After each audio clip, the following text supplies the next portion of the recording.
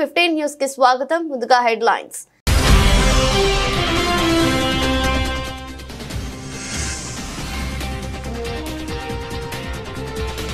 రష్యాతో బంధాలను మరింత మెరుగుపరుచుకోవాలని భావిస్తున్న ట్రంప్.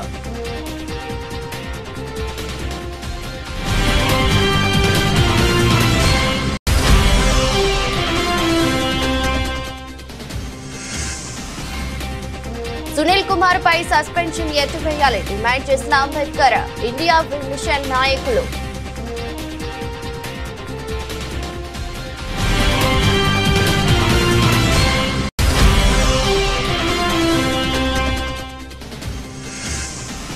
ఈ నెల 5, 6 తేదీల్లో మరోసారి ఢిల్లీకి సీఎం చంద్రబాబు. ప్రధాని మోదీతో పాటు పలువురు కేంద్ర మంత్రులతో సీఎం భేటీ.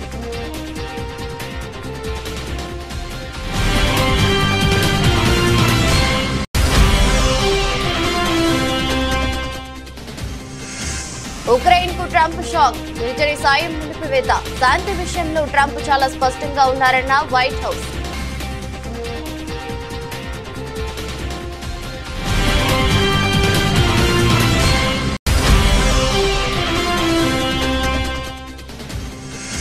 కృష్ణా జలాల్లో తెలంగాణకు న్యాయబద్ధ వాటా కేటాయించండి. కేంద్ర జలశక్తి మంత్రి సిఆర్ పాటిల్ కు ముఖ్యమంత్రి రేవంత్ రెడ్డి వినతి.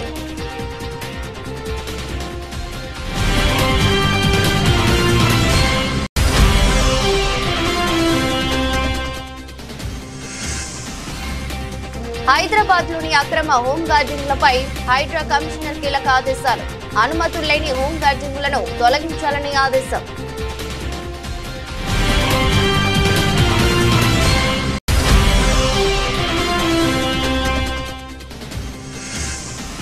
ఎట్టి పరిస్థితుల్లోనూ మార్చి నెలలోనే డిఎస్సి నోటిఫికేషన్. శాసన మండలిలో సభ్యుల ప్రశ్నకు మంత్రి నారా లోకేష్ సమాధానం.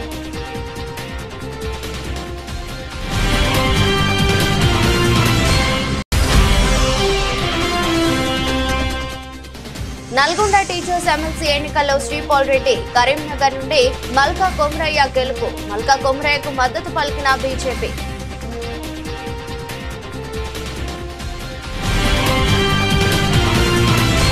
ఉక్రెయిన్ రష్యా యుద్ధం ఇప్పట్లో ముగిసేలా కనిపించడం లేదు. మరోవైపు రష్యాకు అమెరికా అధ్యక్షుడు డొనాల్డ్ ట్రంప్ ముందు నుంచి మద్దతుగా ఉంటూ వస్తున్నారు. రష్యాపై ఇప్పుడు ఆయన మరింత ప్రేమను చూపిస్తున్నారు. రష్యాతో సంబంధాలను మరింత బలోపేతం చేసుకోవాలని ఆయన భావిస్తున్నారు. ఇందులో భాగంగా రష్యాపై ఆంక్షలను ఎత్తివేసేందుకు ఆయన సిద్ధమయ్యారు. ఈ మేరకు అంతర్జాతీయ మీడియా కథనాలను వెలువరించింది. రష్యాకు చెందిన కొన్ని సంస్థలు, వ్యక్తులకు ఉపశమనం కల్పించే దిశగా ట్రంప్ ప్రభుత్వం చర్యలు చేపట్టినట్టు సమాచారం. దీనికి సంబంధించిన ముసాయిదా జాబితాను సిద్ధం చేయాలని విదేశీ వ్యవహారాలు, ట్రెజరీ శాఖలను వైట్ హౌస్ కోరినట్లు అంతర్జాతీయ మీడియా తెలిపింది. దీనిపై రష్యన్ ప్రతినిధులతో అమెరికా అధికారులు చర్చలు జరిపేందుకు సన్నాహకాలు చేస్తున్నట్టు సమాచారం. తెలంగాణ ప్రాజెక్టులపై అభ్యంతరాలను ఆంధ్రప్రదేశ్ ప్రభుత్వం ఉపసంహరించుకోవాలి. ఎన్డీఏ ప్రభుత్వంలో భాగస్వామిగా ఉన్న ఏపీ సర్కార్ కేంద్రంతో మాట్లాడి తెలంగాణ ప్రాజెక్టులకు వేగంగా అనుమతులు ఇప్పించాలి. తెలంగాణకు నీటి కేటాయింపులు జరగకుండా రాష్ట్ర ప్రాజెక్టుల భవిష్యత్తు అగమ్య గోచరంగా ఉన్నంత వరకు వరద జలాలపై ఏపీ ప్రాజెక్టులకు అభ్యంతరం తెలుపుతాం. ఈ విషయంలో ఎటువంటి శశబిషలకు తావులేదు అని ముఖ్యమంత్రి రేవంత్ రెడ్డి స్పష్టం చేశారు. గోదావరిపై తెలంగాణ నిర్మిస్తున్న ప్రాజెక్టులకు అనుమతులన్నీ వచ్చిన తర్వాత మిగతా వాటిపై ఏ నిర్ణయం తీసుకున్నా తెలంగాణ ప్రభుత్వానికి అభ్యంతరం లేదని తేల్చి చెప్పారు. తెలంగాణ ప్రాజెక్టులకు అనుమతులన్నీ వచ్చిన తర్వాతే ఏపీ సమస్యకు పరిష్కారం దొరుకుతుందని తెలిపారు. ఢిల్లీలోని శ్రమశక్తి భవన్ లో కేంద్ర మంత్రి సిఆర్ పాటిల్ తో సీఎం రేవంత్ రెడ్డి, మంత్రి ఉత్తమ్ కుమార్ రెడ్డి సోమవారం దాదాపు గంట పాటు సమావేశమయ్యారు. అనంతరం మీడియాతో మాట్లాడారు. ఇటీవలే ప్రధాని మోదీని కలిసి గోదావరిపై ప్రాజెక్టుల జలాల అనుసంధానం తదితర అంశాలపై వివరించాలనే విషయాన్ని కేంద్ర మంత్రి దృష్టికి తీసుకెళ్లాలని తెలిపారు. కేటాయింపులు, నీటి వినియోగం మీద వస్తున్న సమస్యలు, జరుగుతున్న చర్చల మీదనే ప్రధానంగా వారి దృష్టికి తీసుకురావడం జరిగింది. ఇప్పుడు కన్స్ట్రక్షన్ జరుగుతున్న ప్రాజెక్టుల అనుమతులు, నీటి కేటాయింపులు కూడా తక్షణం ఇవ్వాలనే దాని మీద ప్రధానమైన ఎజెండాగా పెట్టుకున్నాం. మొన్ననే ప్రధానమంత్రి గారికి గోదావరి జలాలను మూసి అనుసంధానం చేసే విషయంలో చెప్పినాము. తప్పకుండా అక్కడి నుంచి రిపోర్ట్ అడిగినప్పుడు వాళ్ళు ఇస్తారు. దాని మీద ఆ సందర్భం వచ్చినప్పుడు తప్పకుండా మాట్లాడతాం. ఎస్ఎల్పి గురించి జస్ట్ అవుట్లైన్ బ్రీఫ్ చేసినాం. యాక్సిడెంట్ జరిగింది, యాక్సిడెంట్లో ఉన్న పరిస్థితి ఇచ్చినాక ప్రధానంగా ఇప్పుడున్న నీటి కేటాయింపులు, నీటి వినియోగము, వాటికి సంబంధించిన నిధులు, అనుమతులు, వాటి మీదనే ప్రధానమైన చర్చ జరిగింది. ఎజెండాలో ప్రధానంగా ఆ అంశాలను ప్రస్తావించడం జరిగింది.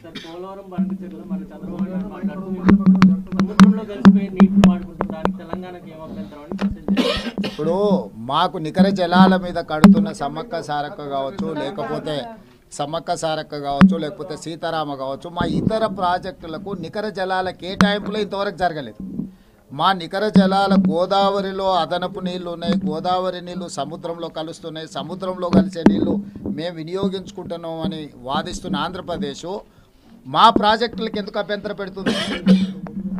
మా శాశ్వత ప్రాజెక్టులకు శాశ్వత కేటాయింపులు జరిగిన తర్వాతనే కదా నీకు వరద జలాలు ఉన్నాయా లేదా అని లెక్కదేలేదు. సో గోదావరి నది మీద నిర్మిస్తున్న తెలంగాణ ప్రాజెక్టుల యొక్క నీటి కేటాయింపులు పూర్తయిన తర్వాతనే ఏదైనా ఇతర ప్రాజెక్టులకు అనుమతి ఇవ్వాలి, ముఖ్యంగా వరద జలాలకు సంబంధించి. వన్ ట్రిప్ ఇప్పుడు మేము కట్టుకున్న ప్రాజెక్టులు సమ్మక్క సారక్క కానీ లేకపోతే సీతారామ కానీ ఫైనల్ సిడబ్ల్యూసీ క్లియరెన్స్ రాలేదు కదా, అందుకోసమే కదా మేము టైమ్ అండ్ అగైన్ వచ్చి రిప్రజెంట్ చేస్తున్నది. ఆంధ్రప్రదేశ్ కూడా వాటి విషయాల్లో అభ్యంతరాలు పెట్టింది కదా. ఆంధ్రప్రదేశ్ ఎందుకు అభ్యంతరాలు పెడుతుంది? ఆంధ్రప్రదేశ్ ఒక పక్కన వరద జలాలు ఉన్నాయి, వరద జలాలు సముద్రంలో కలుస్తున్నాయి, సముద్రంలో కలిసే జలాలను మేము గోదావరి జలాలను బంకచెరువు ద్వారా ఈవెన్ కృష్ణా బేసిన్ కూడా తరలిస్తామంటున్నారు. ఒకవేళ మీరు ఆ నీళ్ళను వినియోగించుకోవాలనుకున్నప్పుడు మా ఉన్న ప్రాజెక్టుల యొక్క అనుమతులకు ఎందుకు అభ్యంతరం పెడుతున్నారు? రేపు భవిష్యత్తులో మా ప్రాజెక్టులు పూర్తయి ఆయకట్టు స్థిరీకరించకపోతే మీకు టేలెండ్లో కట్టుకున్న లేకపోతే వరద జలాల బేసిన్ మీద మీరు కట్టుకున్న ఆయకట్టు స్థిరీకరించబడితే రేపు నీటి కేటాయింపుల సందర్భం వచ్చినప్పుడు స్థిరీకరించిన ఆయకట్టుకు నీళ్లు కేటాయిస్తామంటారు. అప్పుడు శాశ్వతంగా ఈరోజు మాకు కృష్ణాలో వచ్చిన సమస్య ఏంది?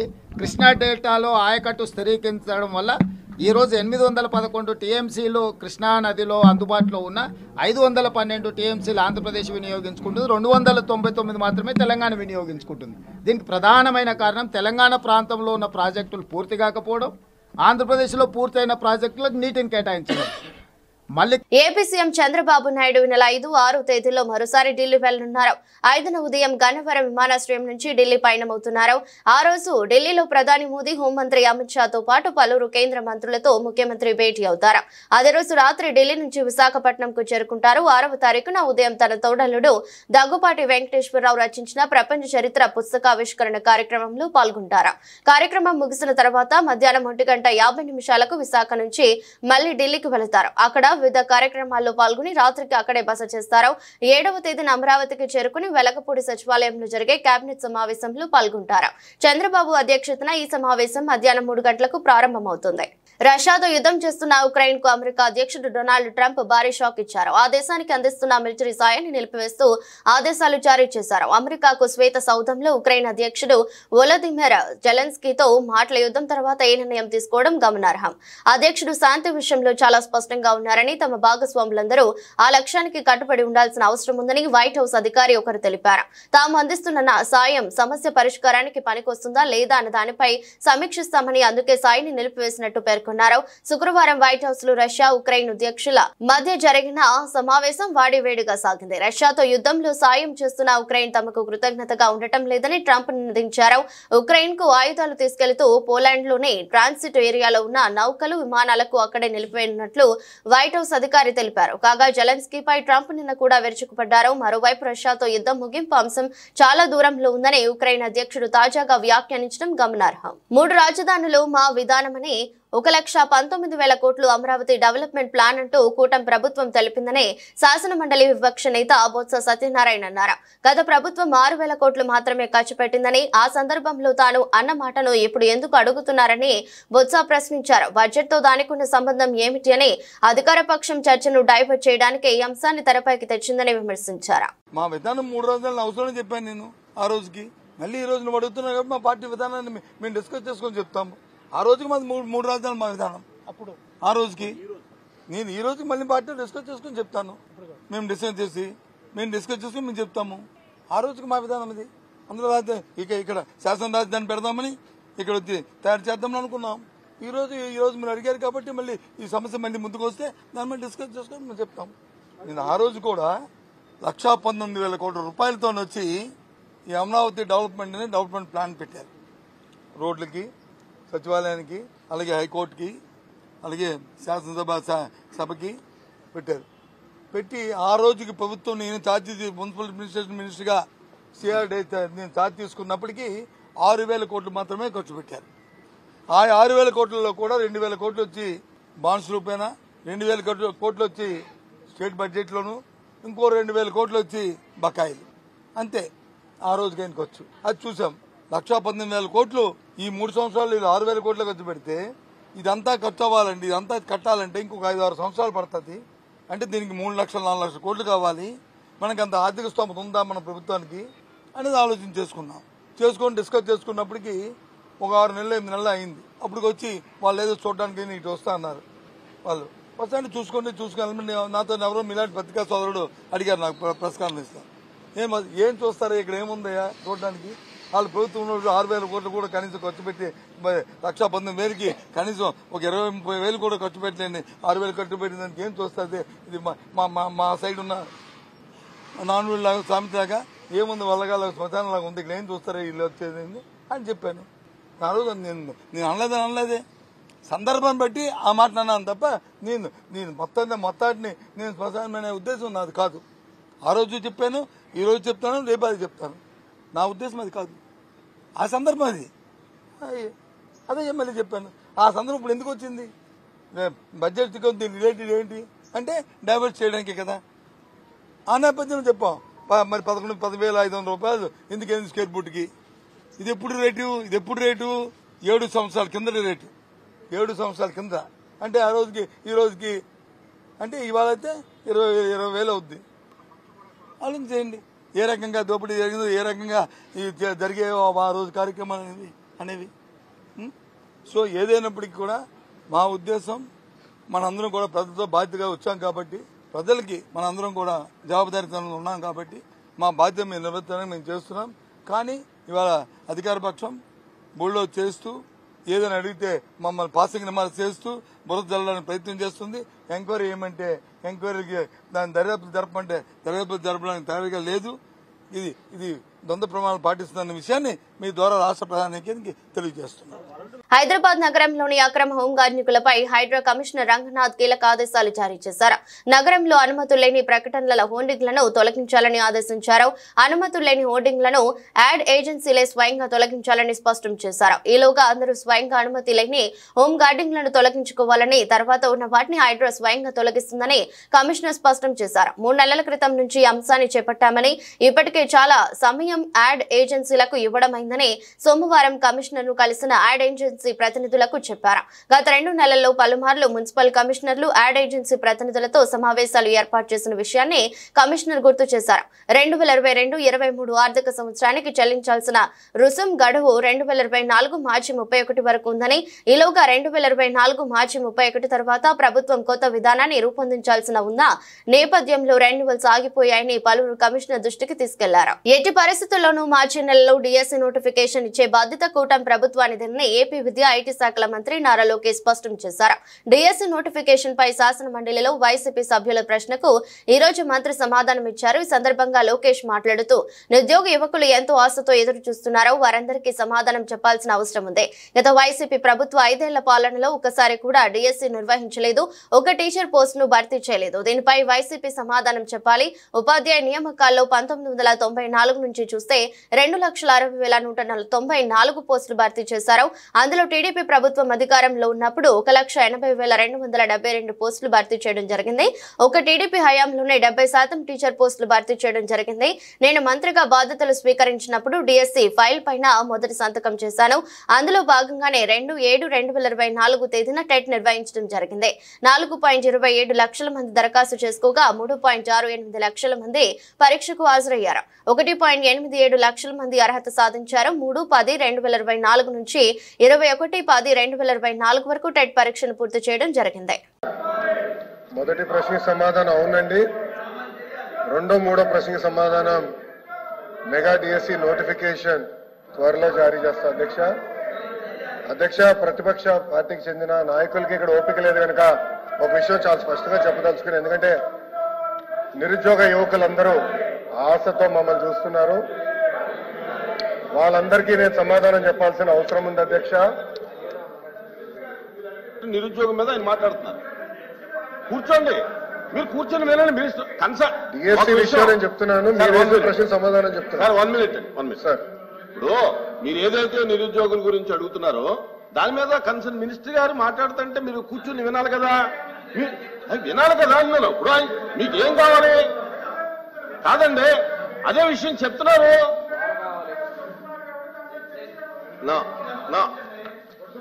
అధ్యక్ష,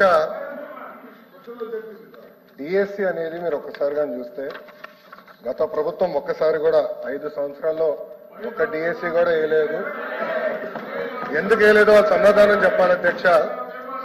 అధ్యక్ష, డిఎస్సి విషయంలో ఒకసారి చూస్తే అధ్యక్ష, ఉపాధ్యాయుల నియామకంలో ఇప్పటికీ 1994 నుంచి చూస్తే అధ్యక్ష 2,60,194 పోస్టులు భర్తీ చేశాం అధ్యక్ష. దాంట్లో అధ్యక్ష తెలుగుదేశం పార్టీ అధికారంలో ఉన్నప్పుడు 1,80,272 పోస్టులు భర్తీ చేస్తాం జరిగింది అధ్యక్ష. అంటే 70% టీచర్ పోస్టుల నియామకం ఒక తెలుగుదేశం పార్టీ హయాంలో జరిగిందని గౌరవ సభ్యులు ముందర తెలుసుకోవాల్సిన అవసరం ఉంది అధ్యక్ష. అధ్యక్ష, మీరు చూస్తే గౌరవ ముఖ్యమంత్రి గారు కానివ్వండి, నేను కూడా మంత్రిగా బాధ్యతలు స్వీకరించిన తెలంగాణలో జరిగిన ఉపాధ్యాయ ఎమ్మెల్సీ ఎన్నికల్లో పీఆర్టీయూ బీజేపీ మద్దతిచ్చిన అభ్యర్థులు గెలుపొందారు. నల్గొండ, ఖమ్మం, వరంగల్ పీఆర్టీయూ అభ్యర్థి శ్రీపాల్ రెడ్డి, కరీంనగర్, మెదక్, నిజామాబాద్, ఆదిలాబాద్ ఎన్నికల్లో మల్కా కొమరయ్య విజయం సాధించారు. మల్కా కొమరయ్యకు బీజేపీ మద్దతు పలికింది. శ్రీపాల్ రెడ్డి రెండో ప్రాధాన్యత ఓట్ల లెక్కింపులో విజయం సాధించారు. మొదటి ప్రాధాన్యత ఓట్లలో ఎవరికి మ్యాజిక్ ఫిగర్ రాకపోవడంతో ఎలిమినేషన్ ప్రక్రియను చేపట్టారు. దీంతో రెండో ప్రాధాన్యత ఓట్లతో సిట్టింగ్ ఎమ్మెల్సీ నర్సిరెడ్డిపై శ్రీపాల్ రెడ్డి విజయం సాధించారు. బీజేపీ మద్దతు పలికిన మల్కా కొమరయ్యకు 12,959 మొదటి ప్రాధాన్యత ఓట్లు వచ్చాయి. ఆయన పీఆర్టీయూ అభ్యర్థి వంగా మహేందర్ రెడ్డిపై విజయం సాధించారు. విజయం సాధించేందుకు 12,081 ఓట్లుగా అధికారులు నిర్ధారించారు. మల్కా కొమరయ్యకు 12,959 ఓట్లు వచ్చాయి. దేశవ్యాప్తంగా కూడా మేధావి వర్గము ఉపాధ్యాయులందరూ కూడా మోడీ గారి నమ్మకం ఉన్నారు కాబట్టి మొన్న బడ్జెట్లో 12,70,000 ట్యాక్స్ ఎగ్జామ్షన్ విషయాన్ని ఇలా గుర్తుంచుకున్నటువంటి గౌరవ ఉపాధ్యాయులు ఇలా సరైన తీర్పిచ్చారు. దాంతోపాటు తెలంగాణ రాష్ట్రంలో భారతీయ జనతా పార్టీ ఉపాధ్యాయ ఉద్యోగుల సమస్యల కోసం ఇవాళ మూర్ఖత్వపు 317 జీవో అని తెచ్చినటువంటి కేసీఆర్ మూర్ఖత్వానికి వ్యతిరేకంగా ఆ రోజు ఏవిఎన్ రెడ్డి గారిని గెలిపించారు. ఈరోజు Karimnagar, Medak, Adilabad, Nizamabad teachers MLC constituency ఎన్నికల్లో 317 జీవోకు వ్యతిరేకంగా భారతీయ జనతా పార్టీ కార్యకర్తలు చేసిన యుద్ధాన్ని గుర్తుంచుకొని కార్యకర్తలకు గాయాలైనటువంటి రక్తం చిందించిన విషయాన్ని గుర్తుంచుకొని కార్యకర్తల మీద పడ్డ లాఠీ దెబ్బలను గుర్తుంచుకొని కార్యకర్తల పైన జైలు సందర్భాలను గుర్తుంచుకొని ఇవాళ భారతీయ జనతా పార్టీ అభ్యర్థి అయినటువంటి కొమరయ్య గారికి భారీ మెజార్టీ అందించడం జరిగింది. దాంతోపాటు తపస్ ఇవాళ తెలంగాణ ప్రాంత ఉపాధ్యాయ సంఘం ఇవాళ చాలా మంది తపస్ అంటే చిన్న సంస్థ, ఇలా సభ్యులు లేరని చెప్పి వ్యంగ్యంగా ఎవరైతే వ్యాఖ్యానించారో వాళ్ళ చెంప చెల్లుమనే విధంగా ఇవాళ తెలంగాణ రాష్ట్రంలో ఈ 4 ఉమ్మడి జిల్లాలో తెలంగాణ ప్రాంత ఉపాధ్యాయ సంఘం యొక్క సభ్యులు ఉపాధ్యాయులు కష్టపడి ఇలా పనిచేసిన తీరు ఫలితంగా ఇలా విజయం సాధించినాం.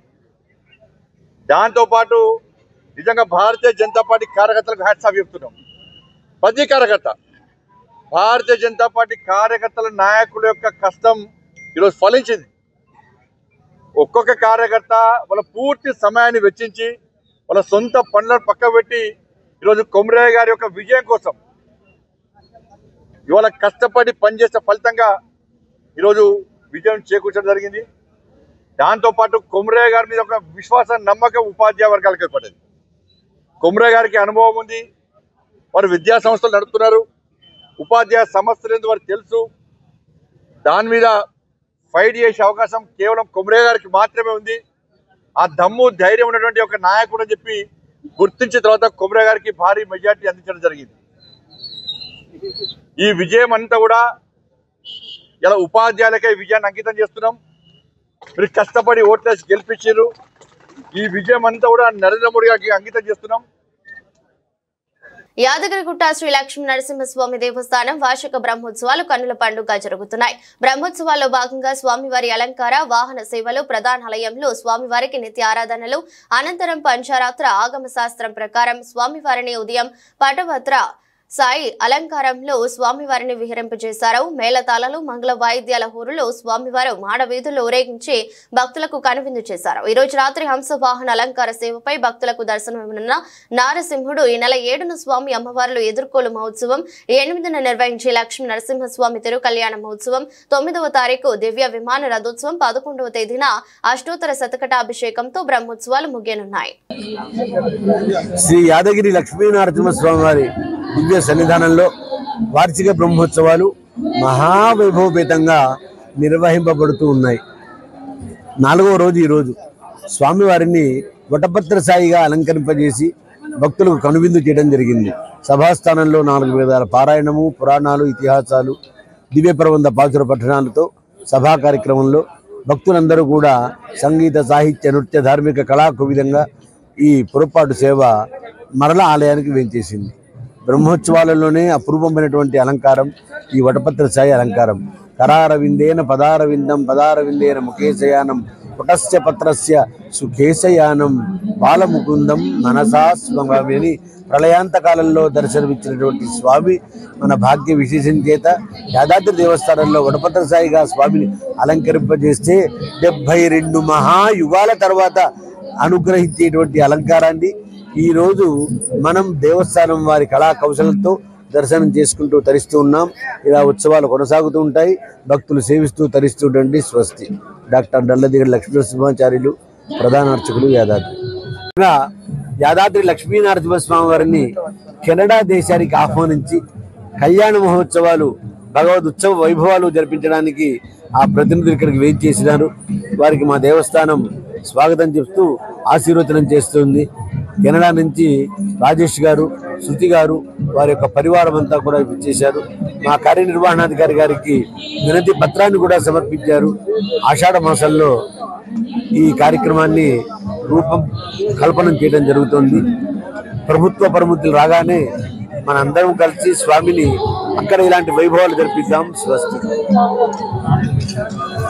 ఐపీఎస్ అధికారి దళితుల ధైర్యం పివి సునీల్ కుమార్ పై సస్పెన్షన్ ఎత్తివేయాలని అంబేద్కర్ మిషన్ ఇండియా నాయకులు, కార్యకర్తలు డిమాండ్ చేశారు.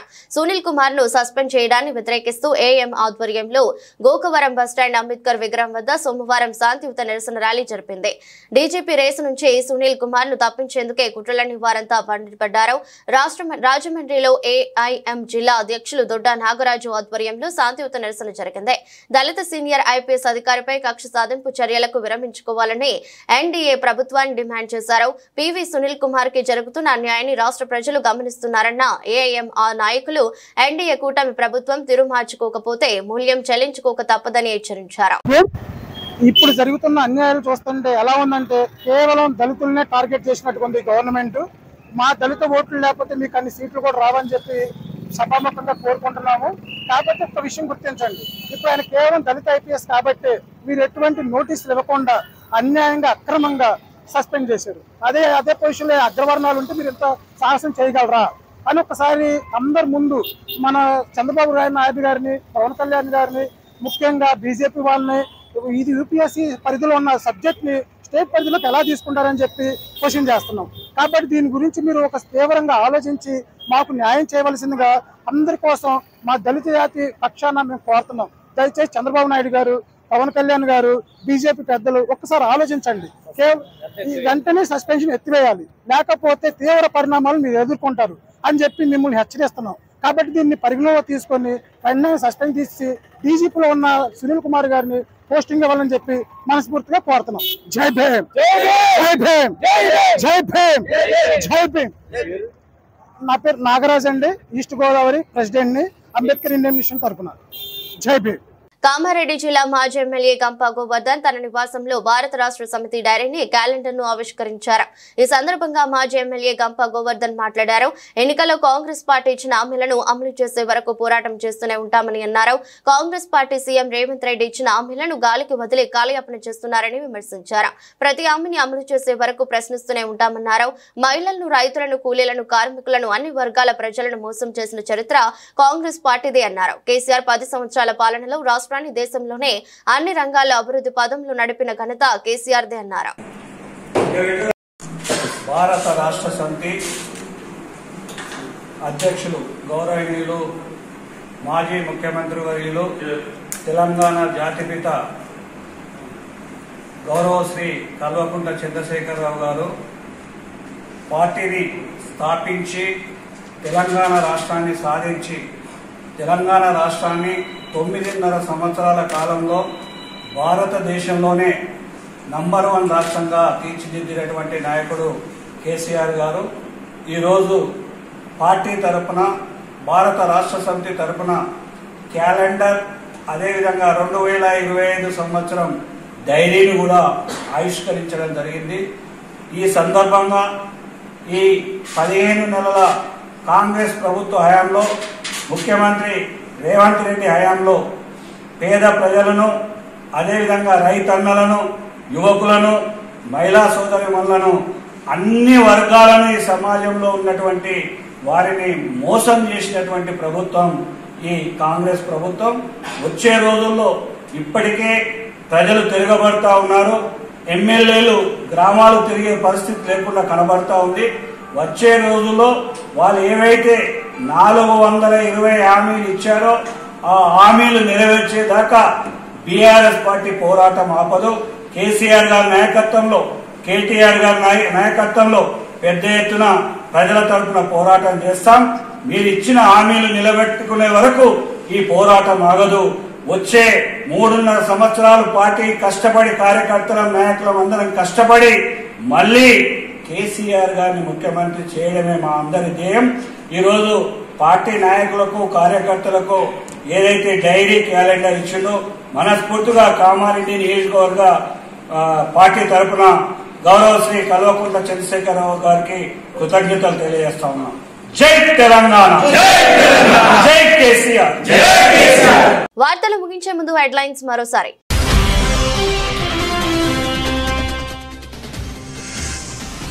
రష్యాపై ఆంక్షలు ఎత్తివేసే దిశగా ట్రంప్ అడుగులు. రష్యాతో బంధాలను మరింత మెరుగుపరుచుకోవాలని భావిస్తున్న ట్రంప్.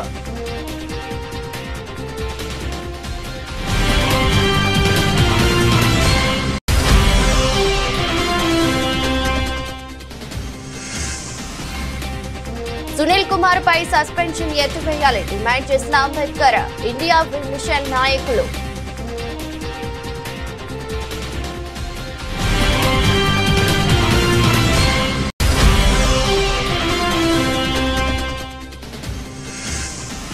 ఈ నెల 5, 6 తేదీల్లో మరోసారి ఢిల్లీకి సీఎం చంద్రబాబు. ప్రధాని మోదీతో పాటు పలువురు కేంద్ర మంత్రులతో సీఎం భేటీ.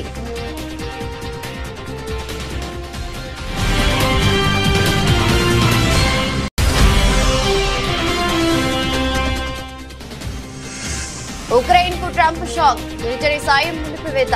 శాంతి విషయంలో ట్రంప్ చాలా స్పష్టంగా ఉన్నారన్న వైట్ హౌస్.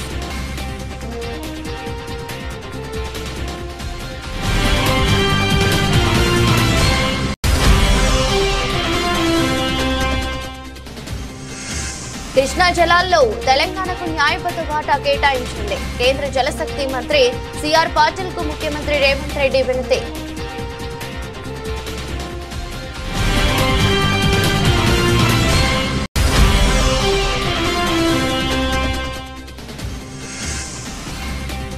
హైదరాబాద్ లోని అక్రమ హోం గార్డింగ్లపై హైడ్రా కమిషనర్ కీలక ఆదేశాలు. అనుమతులు లేని హోం గార్డింగ్లను తొలగించాలని ఆదేశం.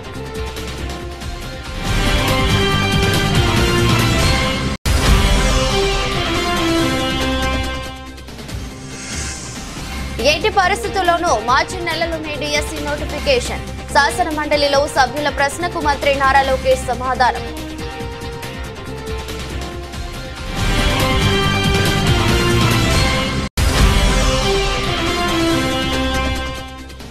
నల్గొండ టీచర్స్ ఎమ్మెల్సీ ఎన్నికల్లో శ్రీపాల్ రెడ్డి, కరీంనగర్ నుండి మల్కా కొమరయ్య గెలుపు. మల్కా కొమరయ్యకు మద్దతు పలికిన బీజేపీ.